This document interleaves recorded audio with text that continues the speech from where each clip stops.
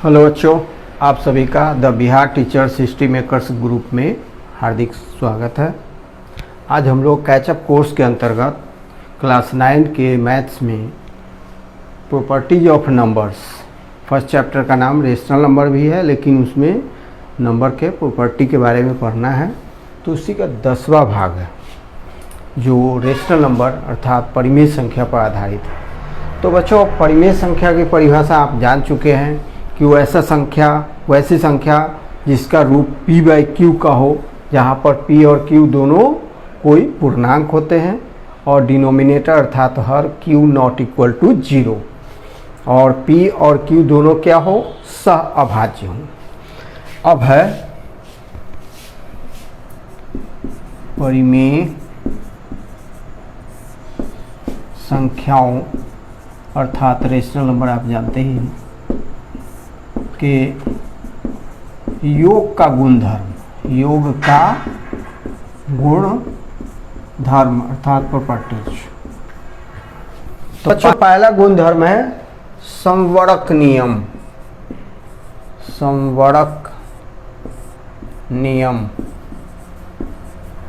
संवरक property या संवरक law. तो हम रेशनल नंबर लेंगे, परिमेय संख्या लेंगे, और हम दो परिमेय संख्या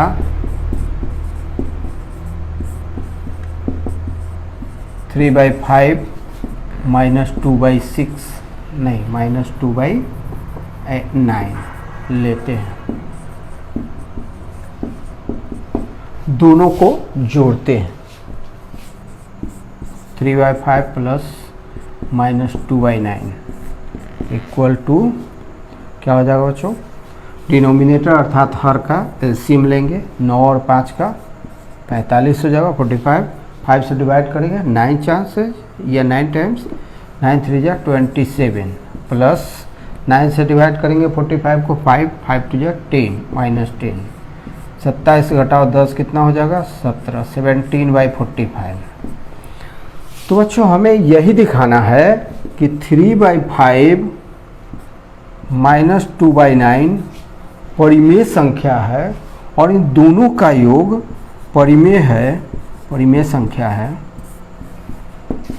और इनका योग भी परिमेय संख्या भी एक परिमेय संख्या है, परिमेय संख्या है। तो बच्चों, यदि दो परिमेय संख्याओं का योग भी परिमेय संख्या आ जाए तो उस स्थिति में हम कहते हैं कि परिमेय संख्याओं का योग संवरक नियम का पालन करता है। इसी को जनरल रूप में ऐसे लिखेंगे कि ए बी परिमेय संख्या हो, परिमेय संख्याएं हो, तो इसको परिमेय संख्या का रूप दे सकते हैं हम। a/d लिख देते हैं, b/c, ये आपको दिख रहा है कि परिमेय संख्या है। परिमेय संख्या हो तथा दोनों का योग a/d प्लस b/c भी, मतलब योग लिख देते हैं यहाँ पर बगल में, माने दोनों का योग भी परिमेय संख्या है। ये जनरल हुआ। तो परिमेय संख्याओं का योग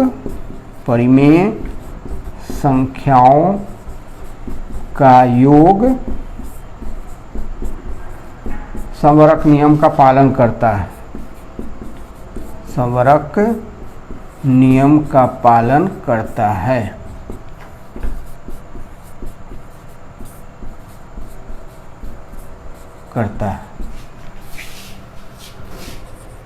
क्रम विनिमय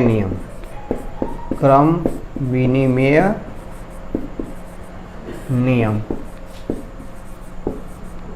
तो बच्चों, हम दो परिमेय संख्या, कोई भी परिमेय संख्या दो लेते हैं, जैसे 2/5 हम ले लेते हैं और 1/3, कोई भी दो परिमेय संख्या लेकर उनका हम योग निकालते हैं। फिर उन परिमेय संख्याओं के क्रम को उल्टा कर देते हैं, क्रम को बदल देते हैं। जो पहले स्थान पर है उसको दूसरा स्थान और दूसरे स्थान को पहले स्थान पर रखकर तब फिर हम योग देखते हैं। दोनों का योग अगर समान हो गया तो हम कह सकते हैं कि क्रम विनिमय नियम का पालन हो रहा है।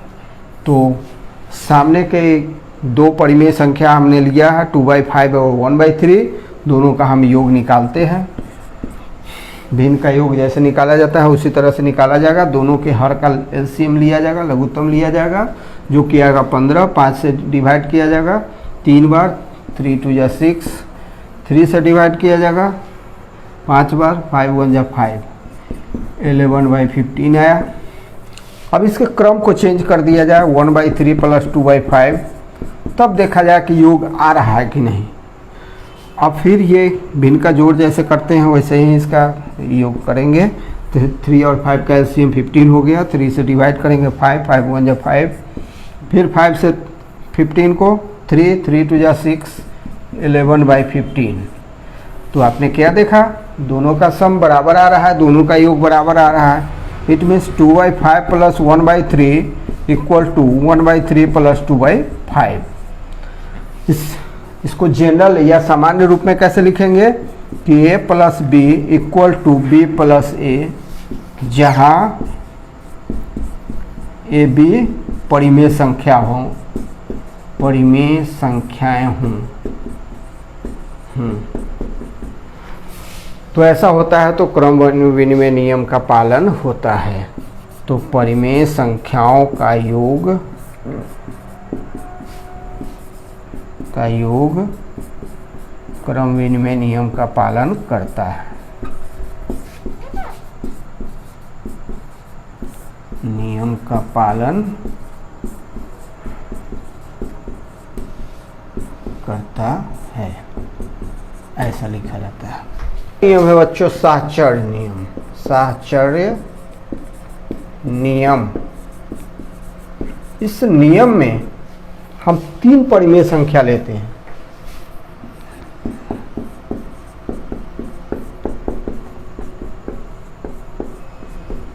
बच्चों इस तरह का होता है। तो 3 परिमेय संख्या हम लेते हैं। संख्या 2/9, 1/6 और -3/5 लेते हैं। हम ले रहे हैं। अब इसका वैल्यू हम देखेंगे 2/9 प्लस ब्रैकेट में 1/6 प्लस -3/5, 2/9 प्लस, पहले ब्रैकेट की क्रिया होगी, 6 और 5 का एलसीएम 30 हो जाएगा। 6 से डिवाइड करेंगे 30 को 5 टाइम्स, 5 प्लस 5 से डिवाइड करेंगे 30 को 6, 6 3 जा -18, कर्ली ब्रैकेट देंगे इक्वल टू 2/9 और प्लस 5 - 18 कितना हो जाएगा -13/30। अब हम फिर क्या करेंगे, 9 और 30 का एलसीएम लेंगे। 9 और 30 का एलसीएम 90 होगा। अब 9 से डिवाइड करेंगे 90 को 10, 10 2 जा 20 प्लस 30 से डिवाइड करेंगे 90 को 3, 13 3 जा -39, तो कितना हो जाएगा -19/90। ये इसका वैल्यू हुआ। अब इसी को हम, ऑर्डर तो सेम रहेगा बट ब्रैकेट का स्थान बदल जाएगा। 2/9 प्लस 1/6 इस पर ब्रैकेट रहेगा, -3/5 बाहर रहेगा, इक्वल टू, अब ब्रैकेट का प्रोसेस पहले होता है, बोडमास के नियम से आप जानते हैं। 9 और 6 का एलसीएम कितना हो जाएगा 18 हो जाएगा। 9 से डिवाइड करेंगे 18 को कितने बार, 2 बार, 2 2 जा 4 प्लस 6 से 18 को 3, 3 1 जा 3 plus -3/5 equal to 7 divided by 18 plus -3/5। 18 और 5 का एलसीएम कितना हो जाएगा 90, 18 5 90, 7 5 35, अब प्लस 5 से 18 बार, 18 3 54, अब 35 से 54 को घटाइए, मतलब 54 से 35 को घटाकर माइनस चिन्ह लगाएंगे, -19/90।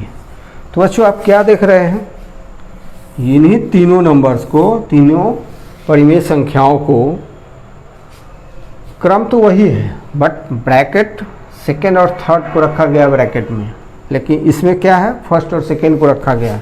इट मीन्स दोनों को बराबर कर दें, 2/9 plus 1/6 plus -3/5 equal to 2/9 plus 1/6 plus -3/5। कि क्या देख रहे हैं, जनरल में इसी को लिखा जाता है कि a प्लस ब्रैकेट में b plus c equal to a plus b plus c। तो ऐसा होगा तो परिमेय संख्याओं का योग साचर नियम का पालन करता है। क्या लिखेंगे हम, परिमेय संख्याओं का योग, संख्याओं का योग साचर नियम का पालन करता है, एसोसिएटिव लॉ का पालन करता है, साचर नियम का पालन करता है, पालन करता है। चलिए तीसरा नियम पूरा मिलेगा आपको, योज्य प्रतिलोम। योज्य प्रतिलोम का मतलब है कि कोई परिमेय संख्या लें तो उसका योज्य प्रतिलोम क्या होगा, तो 2/11 एक परिमेय संख्या लेते हैं तो इसका योज्य प्रतिलोम क्या होगा। तो योज्य प्रतिलोम का मतलब दो परिमेय संख्याओं का योग अगर 0 हो तो वे दोनों एक दूसरे के क्या कहलाते हैं, योज्य प्रतिलोम। तो 2/11 प्लस -2/11, देखिए तो करके कितना आ रहा है, 11 2 plus equal to 0/11 equal to 0। तो यदि दो संख्याओं यहाँ पर हम परिमेय संख्या ले रहे हैं, परिमेय संख्या का योग 0 हो तो वे दोनों परिमेय संख्याएं क्या कहलाती हैं, एक दूसरे का क्या कहलाती है, योज्य प्रतिलोम कहलाती है, योज्य प्रतिलोम कहलाती है। यह डिफिनीशन हो गया। एक एग्जांपल हो जाए कि जैसे -17 है, -6/17 ये कोई परिमेय संख्या है का योज्य प्रतिलोम क्या होगा, योज्य प्रतिलोम बराबर है, तो जिसका योज्य प्रतिलोम निकालना होगा उसमें हम माइनस चिन्ह लगा देंगे, -6/17, माइनस माइनस प्लस हो जाएगा 6/17, यही इसका योज्य प्रतिलोम हुआ। तो योज्य प्रतिलोम कैसे निकालेंगे बच्चों, एडिटिव इनवर्स उसमें माइनस लगाकर, ताकि दोनों का योग 0 हो जाए। यहाँ देखिए -6/17 और 6/17 दोनों का योग अगर निकालिएगा तो कितना हो जाएगा, 0 हो जाएगा। जांच हो गया इसका, 0/17 इक्वल टू 0। फिफ्थ नियम है बच्चों, वह है योज्य तत्समक। योज्य तत्समक, इसके अनुसार किसी भी परिमेय संख्या, जैसे 2/19 ले लिए, किसी भी परिमेय संख्या में शून्य को जोड़ने पर क्या मिलता है, वही परिमेय संख्या रहती है, योग के रूप में वही परिमेय संख्या हमें प्राप्त होती है। -3/20 ये कोई परिमेय संख्या है, इसमें 0 को ऐड करिए, क्या आएगा, कोई अंतर नहीं होगा, वही परिमेय संख्या रहेगी। तो अगर मान लीजिए a by b, a divided by b plus 0 equal to क्या होगा, a बाई बी। तो शून्य को हम क्या कहते हैं, योज्य तत्समक कहते हैं। शून्य को अर्थात 0 को हम लोग क्या कहते हैं, योज्य तत्समक कहते हैं। योज्य तत्समक कहते हैं, योज्य तत्समक कहते हैं, एडिटिव आइडेंटिटी कहते हैं। क्यों कहते हैं, क्योंकि 0 अर्थात शून्य को किसी परिमेय संख्या में जोड़ने पर, परिमेय संख्या या कोई संख्या भी, अन्य संख्या भी हो सकती है, संख्या में जोड़ने पर योग कितना आता है, वह खुद योग जो है उस परिमेय संख्या, उस परिमेय संख्या या कोई दूसरी संख्या भी हो सकती है के बराबर ही आता है, बराबर ही मिलता है। बच्चों समझ में आ गया होगा कि पहला है समरक नियम, मतलब किसी भी दो परिमेय संख्या का योग भी परिमेय होता है, तो समरक नियम का पालन हो गया। दूसरा है क्रम विनिमय नियम, कोई दो परिमेय संख्या लेंगे और उसको जोड़ेंगे या फिर उसके क्रम को विपरीत करके उल्टा करके जोड़ेंगे या फिर उतना ही आएगा तो हम कहेंगे कि क्रम विनिमय नियम का पालन होता है। साचर नियम देख चुके हैं और योज्य तत्समक देख चुके हैं। शून्य को योज्य तत्समक कहा जाता है, एडिटिव आइडेंटिटी कहा जाता है, जिसको किसी भी नंबर में जोड़ने पर कोई अंतर नहीं आता है, योग वही नंबर मिलता है हमें।